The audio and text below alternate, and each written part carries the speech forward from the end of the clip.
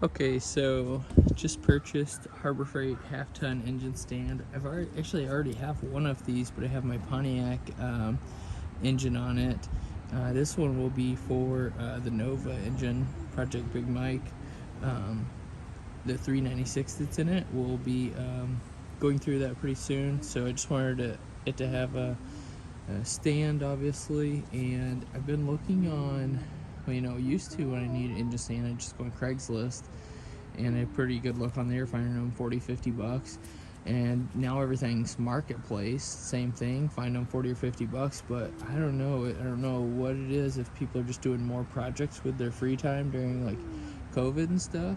But I can't find engine stands on there anymore, hardly, not within a reasonable driving distance. And people still want, probably 100 bucks for them, 75 bucks. So this one, I mean, it's a 4-leg one, so I don't have to worry about tipping. It does have steel wheels, so there is a little bit of an issue with it probably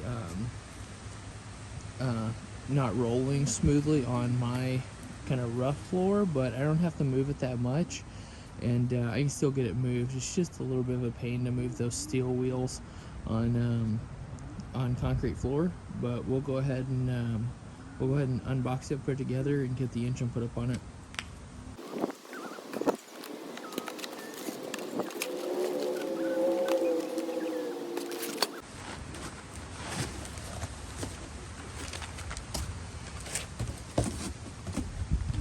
Move you a little bit closer here. So it's boxed pretty nicely, and as far as the assembly, pretty straightforward. I think all you really need is like a 19, a 17, and a 14, and you can get it put together.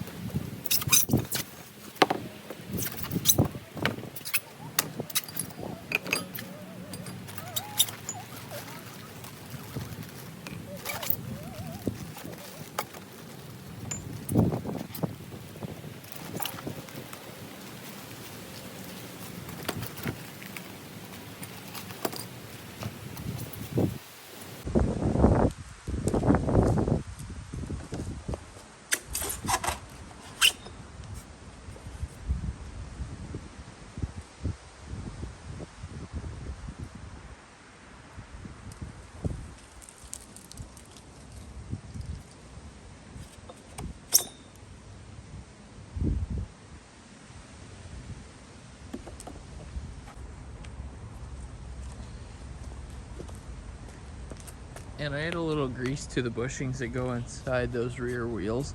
Not necessarily because they need grease, although it won't hurt, but also just as a little bit of a temporary glue to get them to stay in place while I'm putting bolts and stuff through. So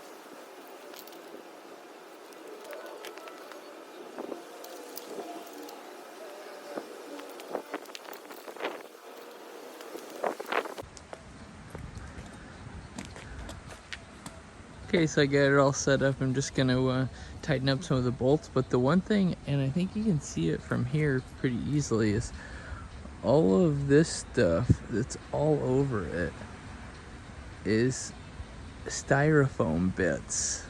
I mean, it's easy to clean off and rub off, but they just packaged it when the paint was essentially soft, so the styrofoam is just stuck to it. But other than that, these are pretty good engine stands. I mean, for the cost, especially right now, like I said, I can't find anything used. I'd rather have the bigger ones with the V style legs, but this is affordable. The one thing I don't like is the pin that they give you for it. I mean, there's no engagement with the pin. It's just a pin in a hole. You could easily replace it with a bolt or something better, but it just lays in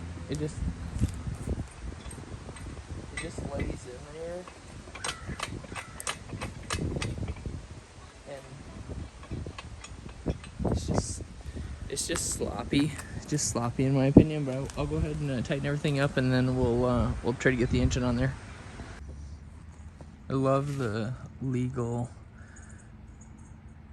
information here. They have to put it under important safety information, the assembly precautions. My favorite one is number 5, do not assemble when tired or under the influence of drugs or medication. I think that means that's their way of saying don't do this drunk, which I'm sure everybody breaks that rule. Okay, here's that 204R. Just pulled that off the engine. About to move my stand over there and put the engine on the stand. Just kind of wanted to show that thing real quick. I'll be doing a video series on this as well. Okay, so I get engine on the stand. Get transmission on my little rolly cart. Pardon the little bit of tool mess, and got my other Pontiac engine over there, and my work tools, and my converter, and the breaker bar that I put on the engine so that I could get converter bolts off, and frame, and work stuff, and the garage is just a mess. So before I get started on taking this engine apart, that'll be my next job, is to just straighten up this garage. Gonna get this frame put somewhere out of the way, push engine transmission over towards the wall, clean up some of this.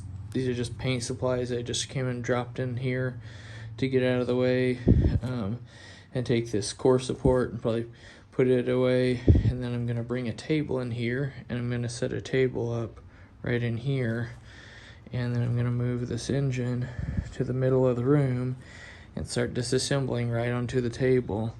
So that'll be the next videos I've got coming out. Will be just disassembling this engine, organizing everything, and just going through the block and seeing what the block looks like. Whenever we brought the car home, this engine was seized up, and I got to turn over, and it turned over smooth. So I don't anticipate we'll have any big issues, but as probably everyone, all the Chevy guys can guess, the cylinder that was locking it all up was number 3.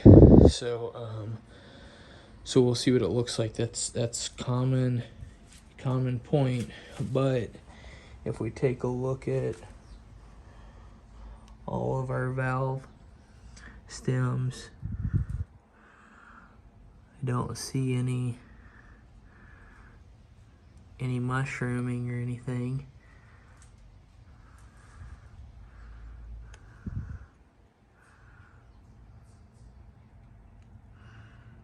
I do see, and that might just be my imagination. Yeah, they all look pretty good. This head hasn't came off yet. This head is just loose and sitting on there, and all of my hardware is just sitting up in place here. But we'll see what we find when we go through it. At one point I looked at this cam, I turned it all over and looked at all the lobes, and it looked fine. I didn't see anything crazy. But yeah, we'll be replacing cam and doing all the normal stuff. Just want to see what it looks like inside. Replace rings, replace all the crank bushings and everything, and just go through it. Probably be doing molly rings, and probably staying with stock rockers in it. Just replace push rods, lifters, cam. Just give it a refresh. Not going for big, crazy, stupid power with this thing.